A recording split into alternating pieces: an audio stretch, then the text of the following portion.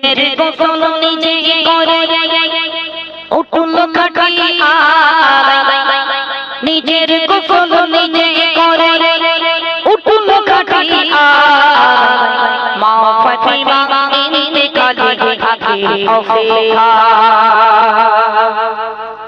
মা ফাতিমা কেন ইন্তেকালে রয়েছে দয়ার নবী বলে গেল ওগো বেটি ফাতিমা এত কান্নাকাটি করো না আমি নবী মারা যাব দিন গুনতে থাকো মাস গুনতে থাকো ঠিক 6 মাস পরে ও বেটি ফাতিমা তুমিও রওনা দেবে ঠিক 6 মাস পরে বলে বেটি ফাতিমা কেন না 6 মাস পরে তুমিও মারা যাবে আমার কাছে চলে যাবে এমনি মতি রমা কি বলছে মত শুনুন নিজের গোসল নিজে করে উঠল খাটিয়া নিজের গোসল নিজে করে উঠল খাটিয়া মা ফাতিমা ইন্তেকালে থাকে অপেক্ষা মা ফাতিমা ইন্তেকালে থাকে অপেক্ষা মরণ বিধির ইন্তেকালে মা ফাতিমা কাঁদে দোনা গো ফাতিমা দেখা গো সমাস পড়ে দোনা গো ফাতিমা দেখা গো সমাস পড়ে দিলাম কথা দেব দাদা থাকবো অপেক্ষা দিলাম কথা দেব দাদা থাকবো অপেক্ষা মা ফাতিমা ইন্তেকালে থাকে অপেক্ষা মা ফাতিমা ইন্তেকালে থাকে অপেক্ষা নিজের গোসল নিজের গোসল নিজে করে উঠল খাটিয়া নিজের গোসল নিজে করে উঠল খাটিয়া মা ফাতিমা ইন্তেকালে থাকে অপেক্ষা মা ফাতিমা ইন্তেকালে থাকে অপেক্ষা ছমাস ধরে প্রভুর গুণ নবীর বেটি ফাতিমা অবশেষে দিন গুনিব কেটে গেল মোহনা অবশেষে দিন গুনিব কেটে গেল মোহনা সময় গেল বুঝে নিল রইবে না ধরা সময় গেল বুঝে নিল রইবে না ধরা মা ফাতিমা ইন্তেকালে থাকে অপেক্ষা মা ফাতিমা ইন্তেকালে থাকে অপেক্ষা বিদায় কালে স্বামীর দিকে বলে বেটি ফাতিমা নিশিতা দাপন দেবে কেউ যেন গো দেখে না নিশিতা দাপন দেবে কেউ যেন গো দেখে না তুই মানিকের যতন করে রেখো তুমি আর তুই মানিকের যতন করে রেখো তুমি আর মা ফাতিমা ইন্তেকালে থাকে অপেক্ষা মা ফাতিমা ইন্তেকালে থাকে অপেক্ষা নিজের গোসল নিজের গোসল নিজে করে উঠল খাটিয়া নিজের গোসল নিজে করে উঠল খাটিয়া মা ফাতিমা ইন্তেকালে থাকে অপেক্ষা মা ফাতিমা ইন্তেকালে থাকে অপেক্ষা হাসান হোসেন কে দে বলতে বিবি মোদের কে সুমা নানু এতিম করে গেল তুমি এতিম করো না নানু এতিম করে গেল তুমি এতিম করো না মা ফাতিমা আর রবি মা ফাতিমা আর রবি নিল যে বিদায় মা ফাতিমা আর রবি নিল যে বিদায় মা ফাতিমা ইন্তেকালে থাকে অপেক্ষা মা ফাতিমা ইন্তেকালে থাকে অপেক্ষা নিজের গোসল নিজের গোসল নিজে করে উঠল খাটিয়া নিজের গোসল নিজে করে উঠল খাটিয়া মা ফাতিমা ইন্তেকালে থাকে অপেক্ষা মা ফাতিমা ইন্তেকালে থাকে অপেক্ষা কে জানে তোর মরণ কবে এই দুনিয়ার মাঝে মা ফাতিমা মুসাদা জীবনবতী কাছে মা ফাতিমা মুসাদা জীবনবতী কাছে কবি ইমান রে গো ইমান ইমান মরণের সমান মা ফাতিমা ইন্তেকালে থাকে অপেক্ষা মা ফাতিমা ইন্তেকালে থাকে অপেক্ষা মায়েরা শুনুন জান্নাতি রানী মা ফাতেমা ইন্তেকাল হবার আগে মরণের আগে হযরত আলীকে ডাক দিয়ে বললেন স্বামীকে ডাক দিয়ে বললেন ও আমার স্বামী শোনো আমি ফাতেমা যখন মারা যাব আমার দাফন কাফনের ব্যবস্থাটা রাতের বেলা করবে বেশি লোকজন ডাকাডাকি করবে না কেননা আমি মা ফাতেমা দেখতে মোটা ছিলাম না দেখতে কালো ছিলাম দুনিয়ার জমিনে কেউ যেন দেখতে না পায় ভাবুন মায়েরা তিনি এতটাই পর্দা করেছিলেন এতটাই তিনি স্বামীকে ভালোবাসতেন মহব্বত করতেন প্যার করতেন যখন কবরস্থ করতে নিয়ে গেল যখন কবরস্থ করা হবে কবরকে প্রশ্ন করা হলো ও কবর কাকে রাখছি জানো কবর বলে না বলে নবী নন্দিনী নবীর বেটি ফাতেমা জান্নাতি রানী আল্লাহ পাক আল্লাহ তাআলা সেদিন কবরের জবানকে খুলে দিয়েছিল মিথ্যা বলছি না বাপ আল্লাহ পাক কবরের জবান খুলে দিল কবর বলতে লাগলো কে নবীর বেটি ফাতেমা কে জান্নাতি রানী আমি কবর দেখতে চাই না আমি কবর শুধু দেখব আমল আর ঈমান কি দেখব আমল আর ঈমান এই দুটো যার ঠিক থাকবে আমি কবর তার সঙ্গে ঠিকঠাক ব্যবহার করব আর নইলই বললুম একেবারে হাঁপানি বাড়ি দেবে আপনারাও খাবেন আমাদের গিন্নিগুলোও খাবে শুধু কোয়ালিটি কম আর বেশি যেখানে জান্নাতি রানী মা ফাতেমা ছাড় পায় না আমার মা সেখানে কিন্তু আমাদের গিন্নিগুলো ছাড় পাবে না এজন্য সেই সমস্ত কথাগুলো চিন্তা করে আমরা যখন গজল বলতে স্টেজে উঠি আল্লাহর কাছে বলি আল্লাহ আমরা যে গজলগুলো পরিবেশন করি এই গজল বলে আমাদের সংসার চলে আমাদের স্ত্রীগুলোর শ্বাস পোশাক খাওয়া দাওয়া সব এই গজলের উপর দিয়ে হয় কাল কিয়ামতের ময়দানে মহাশরে মতিউরকে ধরা হবে ও মতিউর বলো তোমার গজল শুনে কজনা খারাপ পথ থেকে ভালো পথে এসেছিল একজনও যদি আমার দলে না হয় সেদিন মায়ের আমার কনফার্ম হাসলি হবে না সেদিন মায়ের আমার কনফার্ম একজন ব্যক্তি যদি আমার সামনে দাঁড়ায় না মতিউর রহমান খুব ভালো গজল বলতো খুব ভালো নাতে রাসূল নবীর সামনে পরিবেশন করতো প্রত্যেকটি গজল যার হাদিস কোরআন ছিল সেদিন আমার কিছুটা ছাড় হবে আর নইলে আমারও হাঁপানি বাড়ি চলবে জানি হ্যাঁ এজন্য মায়েদের কাছে নিবেদন দেখুন আপনাদের দক্ষিণ 24 পরগনায় অনেক শিল্পী আছে কিন্তু আমার সবথেকে বেশি দাবাত আমাদের উত্তরে যত শিল্পী আছে সবথেকে বেশি দাবাত আমার ইনশাআল্লাহ আপনাদের দক্ষিণ 24 পরগনায় এই জীবনতলা চত্বরের ভিতরে এখন মিনিমাম 10 থেকে 12টা অনুষ্ঠান নেওয়া আছে এটা দিয়ে 6 নম্বর চলছে আর বারাইপুর ক্যানিং হিমচি উত্তরবাগ কুলতলি হেড়োভাঙা মেরিগঞ্জ এখান থেকে নিয়ে সব তো চোষা আছে বছর নেওয়া আছে প্রত্যেক বছর জি চিঙ্গকালী রাজা স্পোর্টিং ক্লাবে আমি দীর্ঘ 14-15 বছর আসছি একটানা প্রতি বছর শিল্পী চেঞ্জ করে আগেরবার ছিল আবুল কালাম হুজাইফা আমি ছিলাম ইশিকা সুলতানা ছিল এবছরের তৌসিনা পারভিন মুনমুন রয়েছে আমরা রয়েছি আর গ্রুপ আছে কিনা আমি জানি না জি সেদিনও সুন্দর সুন্দর গজল হবে আপনাদের নাকরদোলা ব্রিজের উপরে এসেছিলাম এই জন্য আজকে গজলগুলো একটু চেঞ্জ করে করে গাইছি এক গজল হলে একটু অসুবিধা জি এই জন্য চলো এখন তোমার বাপ বড় না মা বড় এই কমিটির ছেলেরা কই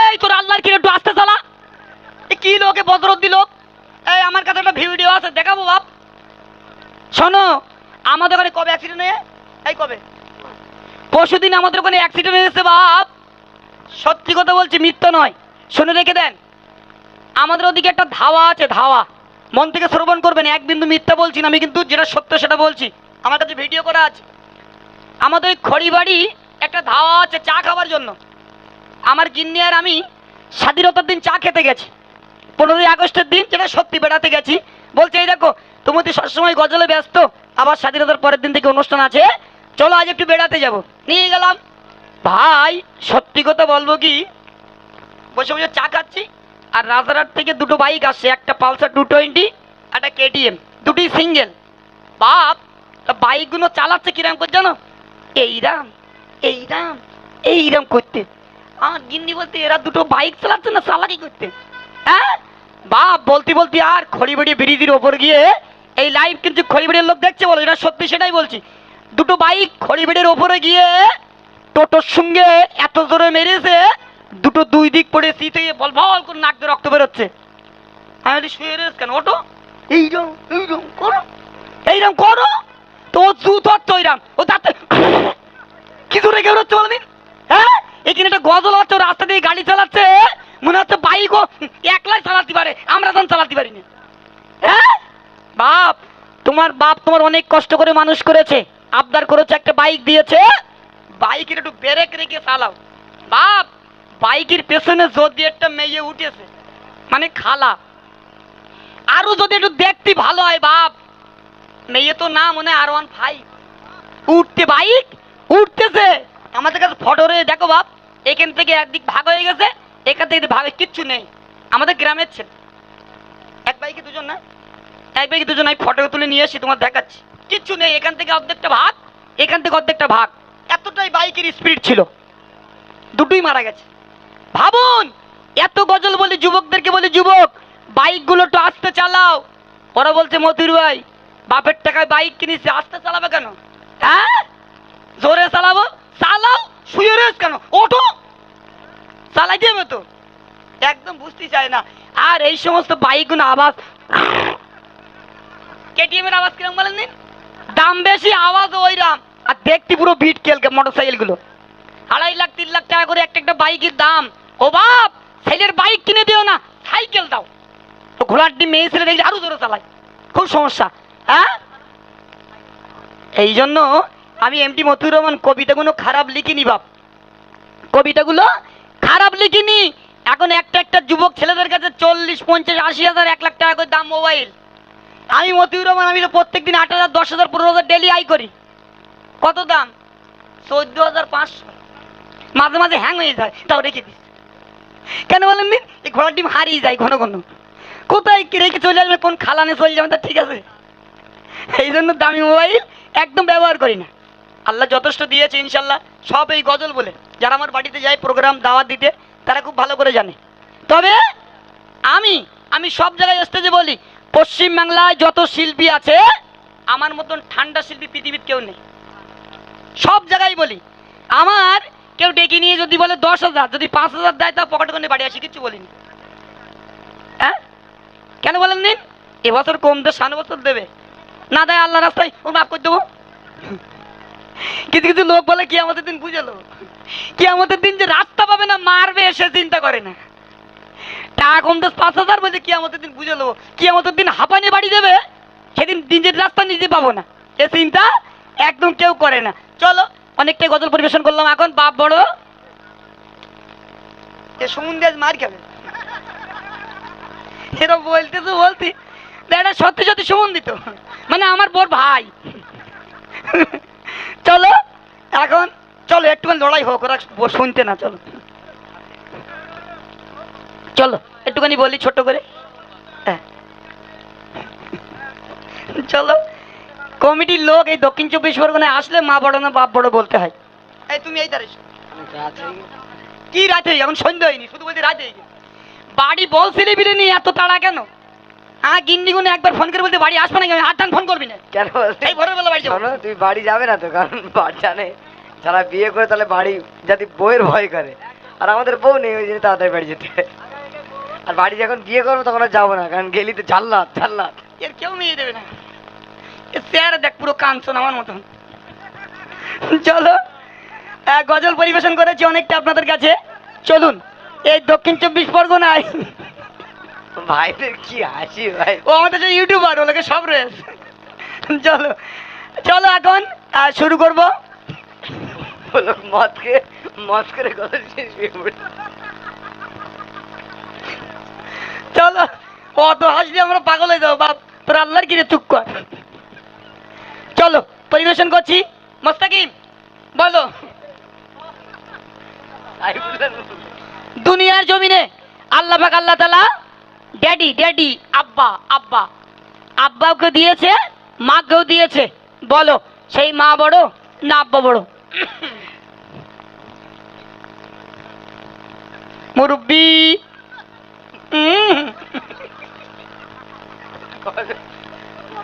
কমেডি ভাই বলো।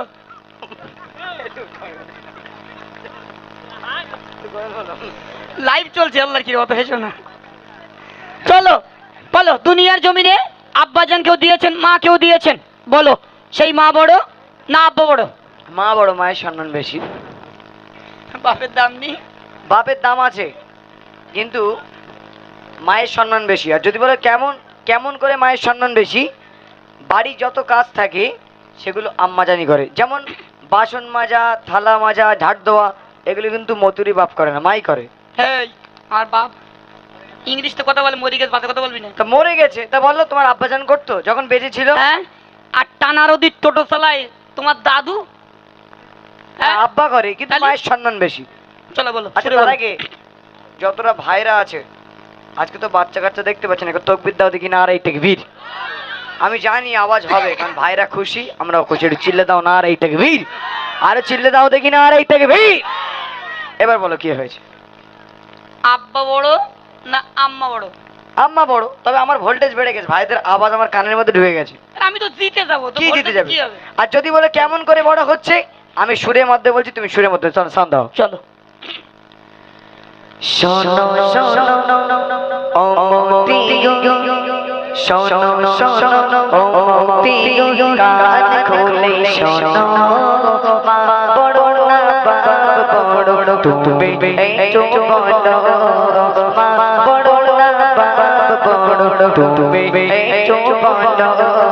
শোনো শোনো ও মতি, শোনো শোনো ও মতি, কান খুলে শোনো, মা বড় না বাপ বড়, তুমি একটু বলো, মা বড় না বাপ বড়, তুমি একটু বলো। বলো বলো কিসেরা আম্মু বলো পিয়ারা, মতিনুর বলো বলো কিসেরা আম্মু বলো পিয়ারা। বলো কি বড় বড় বড় বড় বড়। খেয়াল রাখো, একদম সোরা খুশি মার বলো, খেয়াল রাখ না। চলো, মা শুধু বাড়িতে কাজ করে দেয় বড়, আর এই যে মা যে কাজগুলো করে, যে হাড়ি থালা বাটিগুলো মাজে, আচ্ছা আচ্ছা, তখন কিনে দেয় কেটা? কে কিনে দেয়? বাপ কিনে দেয়। সারা জীবন আম্মারা কেনার জন্য সে পকেট মারি টাকা হোক আর যেখানকার টাকা হোক। পকেট বাড়ি টাকা, সেও তো বাপের টাকা। কি বাপের টাকা? বাপের টাকা বাপ ধরতে পারলে আবার দু চার কাছে হচ্ছে, এর দোষ নেই। চলো বলো সুরে বলো। হ্যাঁ চলো। মা শুধু রান্না করে তাই বড়, বাপ কি করে শোনো। অবশ্যই। দাও। তোমার মাতা তোমার জন্য বলো কি করেছিল, তোমার মা তোমার জন্য কি করেছে, তোমার মা তোমার জন্য কি করেছে শোনো। তোমার মাতা তোমার জন্য বলো কি করেছিল, তোমার মাতা তোমার জন্য বলো কি করেছিল, তোমার পিতা তোমার জন্য ও গুরু দেখেছিল, বলো বলো তাকে এবার তুমি বলো না, বাপ বড় না মা বড়, তুমি দাও, বলো বলো কেসরা আপু বলো ইয়ারা। আম্মা জান যে থালাটা মাঝে বাপের টাকা। কি বাপের টাকা? বাপের টাকা না? আচ্ছা বাপের টাকা বললাম তো, দু চার কাছে হচ্ছে, এর বেলা দোষ নেই। না মারে না। কি মারে না? আমি ওর কিন্তু কোনোদিন মারিনি। ও, তুমি মার করবে কি? তোমার তো ভড়াস করে মারবে, বমের মতন আওয়াজ হবে। আর যদি বলো কেন, এইবার মা কি করেছে তুমি সুরের মাধ্যমে শোনো। চলো সাউন্ড দাও। বাপ বড় না মা বড়, ওই মতি শোনো শোনো, মা বড় না বাপ বড়, ও মতির শোনো, মা যদি না আসিত রান্না কে করিত। আচ্ছা বলো ভাই, ঠিক না ভুল? ভুল একটু বলো, ঠিক না ভুল? নারাই তাকবীর, আর চিল্লে দাও নারাই তাকবীর। মতির বার কান ধরে লাভিয়ে দেবো নারাই তাকবীর। আমি জিতে যাবো, আল্লাহু আকবার। বলে আমি জিতে যাবো, আল্লাহু আকবার। আচ্ছা আল্লাহু আকবার ঠিক আছে, তুমি যেতো। হ্যাঁ, আচ্ছা মা শুধু রান্না করে তাই বড়? অবশ্যই। এই রান্নার সরঞ্জাম কোথা থেকে আসে? কোথা থেকে আসে? তোমার মা যদি তোমাকে রান্না করে না খাওয়াতো, তুমি কিভাবে বড় হতে? তুমি যখন ছোটবেলায় ইঁদুরি বাচ্চা বানাছিলে, তখন তোমার দোলনায় দোল দিত কে? বলো। মা দিত। কেন তোমার বাপ দেয়নি? আপনি কে দেবে? ভ্যান চালাতে গেছে? হ্যাঁ। লোকে চুরি করতে গেছে? হ্যাঁ। বলো। না। আচ্ছা চলো চলো সুরে বলো। বাপ কি করে, বাপের একটু অবদান শোনো। আচ্ছা। মা শুধু রান্না করে তাই বড়। হ্যাঁ, হ্যাঁ। বাপ ডিম করেছে। চলো বাপের কেরামত একটু শোনো। বাবু যে তোমার কত আপন মুস্তাকিম কি তুমি জানো আচ্ছা বাবু যে তোমার কত আপন মুস্তাকিম তুমি জানো বাপ না যদি না থাকিত কি গো তুমি সদা কি গো তুমি সদা বাড়িতে গিয়ে তোমার মাকে বাড়িতে গিয়ে তোমার মাকে জিজ্ঞাসা করবে বাড়িতে গিয়ে তোমার মাকে জিজ্ঞাসা করবে বাপ যদি না থাকিত কেমনে তুমি আসিবে আব্বাজান যদি না থাকতো কোথা থেকে আসবে এত সুন্দর রে ভালো ভালো চশমা জীবনে পেত না গোড়ায় ঘা দিও না ভাই কেন মুরব্বি ঠিক বলেছি না ভুল বলেছি আমার বাপ যদি না থাকতো আমি আচ্ছা। মতিউর ঘোড়ার ডিম করে আসতো বাপের দাম নেই আমি যে প্রশ্ন করছি শোনো। প্রশ্ন করো। যাদের স্বামী নেই আচ্ছা শুনে দেখো আচ্ছা সারা রাত কেটে কেটে বালির ভিতরে যাচ্ছে যাদের স্বামী নেই হ্যাঁ শুনে দেখো আচ্ছা, বাপের একটা কথা বিরাট পাওয়ার আর মায়ের আউরে বাবা কি পাওয়ার আর মায়ের পাওয়ারটা একটু শোনো বলো একটা মায়ের যদি 10টা সন্তান থাকে আর যদি আব্বাজান মারা যায় তো মায়ের 10টা সন্তানের খাওয়ানোর ক্ষমতা আম্মাজান রাখে একবার বলুন না সুবহানাল্লাহ কিন্তু একটা বাপ একটা আম্মাজান যদি মারা যায় আর যদি আব্বাজান বেঁচে থাকে মোটামুটি 10টা না সীমিত একটা হাফ ইঞ্চি মানে ছোট ছোট সন্তান থাকে মোটামুটি কথা বলতে পারে একটু বাইরে ঘাটে যেতে পারে সাইকেল চালাতে পারে আচ্ছা সকালবেলা উঠে বলতে বাপ তোর মা তো নেই এখন আমি আছি তুই ভালো করে পড়াশোনা কর বাপ একদম বদমাইশি করিস নে পরের দিন থেকে আব্বার কাছে বলছে আব্বা প্রাইমারির মাস্টার টাকা চেয়েছে দূর আমার সামনে দূর বলে কি বলে না বলে নিজে খাট পরের দিন থেকে চিন্তা ভাবনা করছি কিভাবে বিয়েটা করবো কারণ ওরা চলে না খাওয়া হয় না তো কি করে খাবে বলো তাহলে পাওয়ারটা কে আর বেশি মায়ের বেশি কারণ মা 10টা সন্তানের খাওয়াচ্ছে ভিক করে হলেও খাওয়াচ্ছে তাহলে পাওয়ারটা কার বেশি বাপের এই দেখ, বলে বাপের পাওয়ার বাপ বাপ ছাড়া মাছ চলতে পারবে না বাপ শুধু কি বলতে যাচ্ছে বাপ শুধু খাটাখাটনি আর কিচ্ছু করিনি বাপ ছাড়া আচ্ছা আম্মাজান বেকার অচল হ্যান্ডিক্যাপ আচ্ছা এটা কোনো কথা হলো হ্যাঁ আচ্ছা তুমি সুরের মাধ্যমে বলো আমি বললে হেরে যাবে ভাই চলো বলো আচ্ছা আমি একটা কথা বলি হুম। সর্বপ্রথমে অনেকক্ষণ থেকে অনেক রকম প্রশ্ন করছে বাপ এই করেছে ওই করেছে ওই করেছে বাপ কি করেছে আচ্ছা তুমি মতিউর যখন ছোটবেলায় ছোট ছিলে তুমি কার গর্ভে ছিলে বলো 5G স্পিরিট বলো মায়ের গর্ভে ছিল কেন একটু ঘুরিকে বলো খুলে বলবো খুলে বলবো কি খুলে বলবে তুমি একটু না মানে আমরা সবাই মায়ের গর্ভে ছিলাম মধুর ভাই একটু অন্য ক্যাপাসিটি দিয়েছে তুমি যে ক্যাপাসিটিতে এসো আচ্ছা আমিও সেই ক্যাপাসিটিতে এসছি তুমি মায়ের গর্ভে ছিলে এর লাইসেন্স আছে ডকুমেন্টের নাম্বার প্লেট হয়েছে তো হ্যাঁ তাই তুমি যে মায়ের গর্ভে 10 মাস 10 দিন ছিলে তুমি যে মাকে কষ্ট দিয়েছো যন্ত্রণা দিয়েছো বেদনা দিয়েছো আমি কোনো কষ্ট দেইনি আমি ছোট্ট মতন হলে মার পেটের মধ্যে চুপ করে থাকতো আহারে কিচ্ছু বলতো না। আচ্ছা ভালো করে যুবক ভাইরা শুনবেন যদি আল্লাহ পাক এই যুবক ভাইদেরকে মানে সন্তান রাখার মতো কোনো পরিস্থিতি করে দিত জনি মানে আব্বাজানদের সবসময় রাখ ছেলেদের একটু রাগ বেশি হয়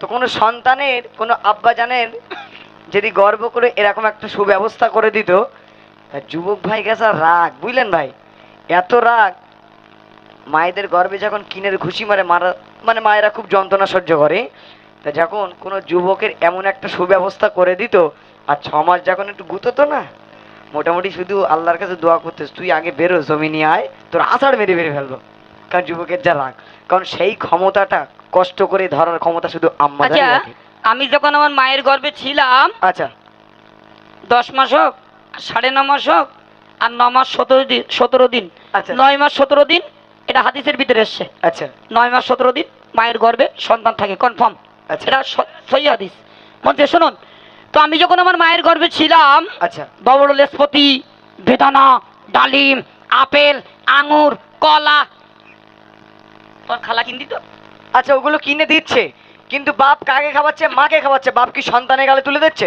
অত আমি জানি না ঝুড়ি আপেল আঙুর শেষ করতে হচ্ছে খাইয়ে আগে তুমি বিয়ে শাদী করো তারপর গিন্নির পেটে যদি মোনা টোনা যায় তখন বোধ পাতা লাগে কি অবস্থা বলেন হ্যাঁ। দেখি। আচ্ছা আমি একটা কথা বলি অনেক তো ফটফট ফটফট করেছো এইবার একটু সুরের মাধ্যমে শোনা বিশ্বনবী হাদিস পাকের মধ্যে কি ঘোষণা করছে চল শোন দাও বল বল বল বল দয়ার নবী হাদিস এবার শোনো বল দয়ার নবী হাদিস পাকে করিলেন ঘোষণা মায়ের সেবা তিনবার করো বাপের সেবা একবার। তাহলে কি বড় বড় আব্বা বড় কি আব্বা বড়? আব্বা বড় না? হাদিস পাকের মধ্যে ঘোষণা করছে আম্মা জানের সম্মান 3 বার আর আব্বা জানের সম্মান 1 বার। তাহলে কে বড়?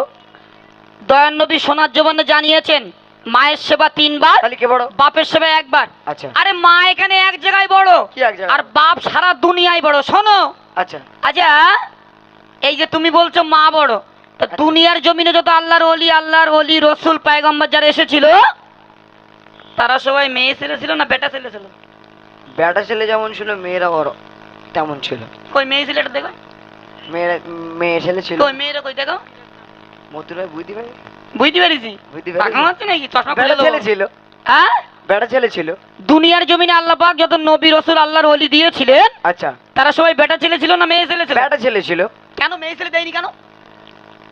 তা সমস্ত রাস্তা একটা সিস্টেম থাকে। আচ্ছা যে বেটা ছেলে দিয়েছিল তার নাম আদম আলাইহিস সালাম, আদম আলাইহিস সালাম। আচ্ছা আদম আলাইহিস সালামের স্ত্রীর নাম কি? মা হাওয়া। মা হাওয়ার জান্নাত কোথায়? আদম আলাইহিস সালামের পায়ের তলায়। তাহলে মা কি করে বড় হয়ে? তাহলে আমি হেরে যাব? শিওর। আচ্ছা দাঁড়াও, খুব তো ফটফট। আল্লাহু আকবার, জিতে যাবো। আচ্ছা তুমি মতে তোমার জান্নাত কোথায়? আমার জান্নাত আমার মায়ের পায়ের তলায়। কেন তোমার বাপের পায়ের তলায় হয়নি? তাহলে সমান সমান। হ্যাঁ, তোমার মায়ের জান্নাত কোথায়? আমার বাপের পায়ের তলায়। তাহলে বারবার বলতে হেরি কিছু মাথা। তাহলে সমান সমান। ভাই ওই মাইকনে মানে শেষ। চলো আমি বলছি, দাও সাউন্ড দাও। আল্লাহ তাআলা সর্বপ্রথম আদম নবীকে সৃষ্টি করিলেন।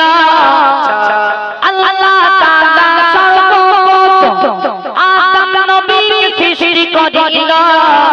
আর আদমের পাঁচজন হতে হাওয়াকে সৃজন করিলেন।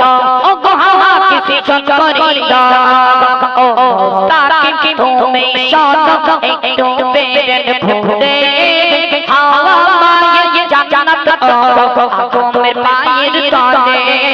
বলো বলো কেসরা আবু বলো পিয়ারা মুস্তাকিম বলো বলো কেসরা আবু বলো পিয়ারা। হাওয়ার জান্নাত ছিল আদমের পায়ের তলে। এবার তুমি বলো। ওই জন্য বললাম সমান সমান। তুমি মতো তোমার জান্নাত তোমার আম্মা জানের পায়ের তলায়, আর আমার আব্বার মানে আমার আম্মা জানের জান্নাত আমার আব্বাজির পায়ের তলায়। তাহলে সমান সমান। তবে সর্বপ্রথম যখন আদম আলাইহিস সালামকে সৃষ্টি করা হয়, ওনাকে যখন জান্নাতের মধ্যে দেওয়া হয়, উনি একবার জান্নাতের এ মাথা একবার এ মাথা, খুব ঘোরাঘুরি করছে, মনটা বড্ড খারাপ, একা। তখন দরকারটা আল্লাহ পাক খুশি হয়ে আরেকজনকে দিয়েছিল, কিন্তু দরকারটা কার ছিল?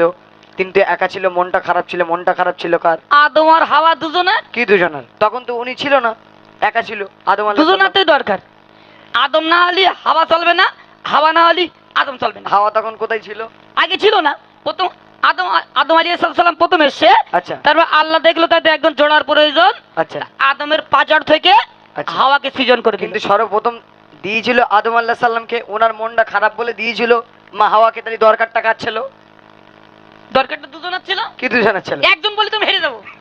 তাহলে হক কথা বলেছে, তুমি হেরে গেছো ভাই। না না শোনো, অ্যাকচুয়ালি এই গজলটি আমরা এজন্য করেছি, দুনিয়ার জমিনে আব্বাজানকেও দিয়েছেন, মাকেও দিয়েছেন।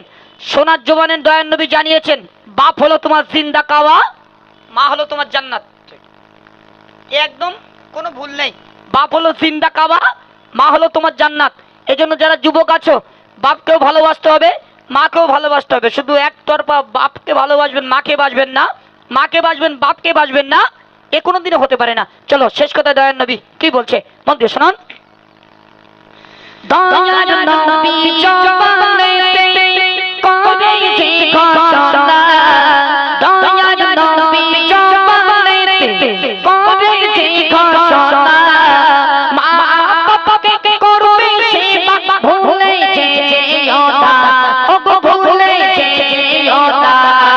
বাবা যে তোমার জিন্দা কাবা, মা যে তোমার জান্নাত। বাবা যে তোমার জিন্দা কাবা, মা যে তোমার জান্নাত। এই কথাটি ওরে যুবক ভুলে যেও না। বলো বলো কেসরা আব্বু আম্মা পিয়ারা, বলো না বলো বলো কেসেরা আবু আবু পিয়ারা। তাহলে আমার মায়েরা কিন্তু সন্ধ্যের থেকে একটা না পুরো জাম করে ওই মাথা পুরো দাঁড়িয়ে রয়েছে দেখো। হ্যাঁ